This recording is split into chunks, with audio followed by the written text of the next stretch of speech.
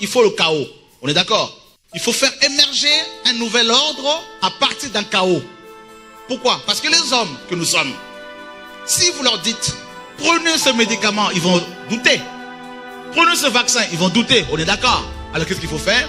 Il faut, n'est-ce pas, créer des microbes, des virus, et balancer dans la nature. Attaque! Moustique Zika. Zika.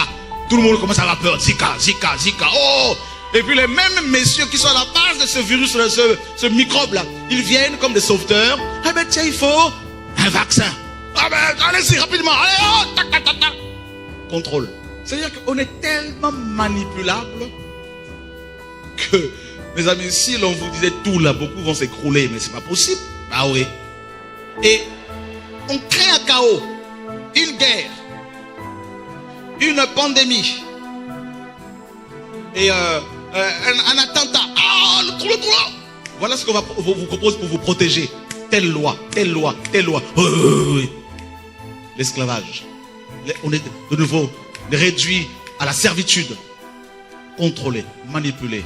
Et on accepte facilement les idées, n'est-ce pas, la pensée du gouvernement mondial. Oh Seigneur, sauve-nous. Maintenant la crise, il y a une crise qui arrive. Cette crise n'aura pas de précédent, sera sans précédent.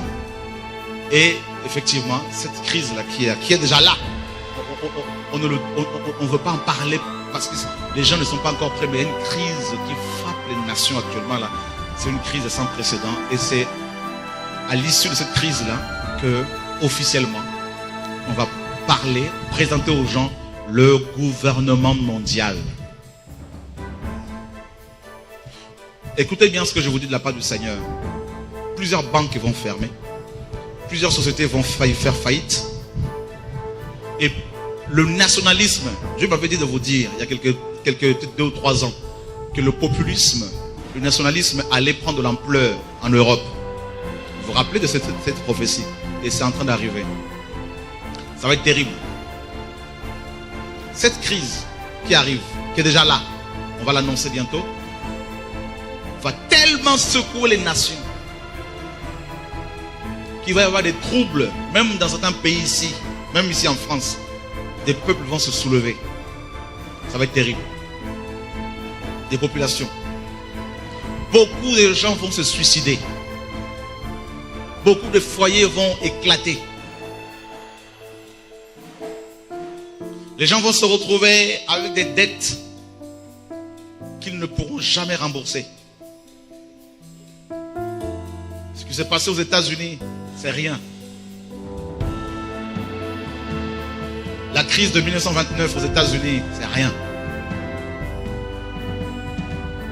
Vous savez quoi? L'économie mondiale va s'effondrer. Les Écritures en parlent. Babylone va tomber. Les marchands vont pleurer. C'est écrit. Et c'est ce qui se passe. C'est le chaos qui s'annonce pour préparer rapidement, parce qu'on n'a plus de temps. Dans l'horloge de Dieu, il n'y a plus de temps. Pour préparer, présenter aux gens, au monde entier, le gouvernement mondial avec celui qui va le diriger. Fini. C'est pour cela tout cet attentat, tous ces problèmes que le monde connaît aujourd'hui, tout ça, c'est pour préparer. Il y a un chaos. Ça crée la peur, la panique. Parce qu'on se rend compte qu'on vit avec des fous, que tout peut péter. Eh bien, il y a l'angoisse, de la peur. Et c'est par la terreur que l'ennemi assoit son règne, son pouvoir. Les amis, je vous dis, beaucoup de chrétiens même vont se suicider, des faux chrétiens. Ceux qui sont matérialistes, ceux qui sont accrochés à l'évangile de la prospérité.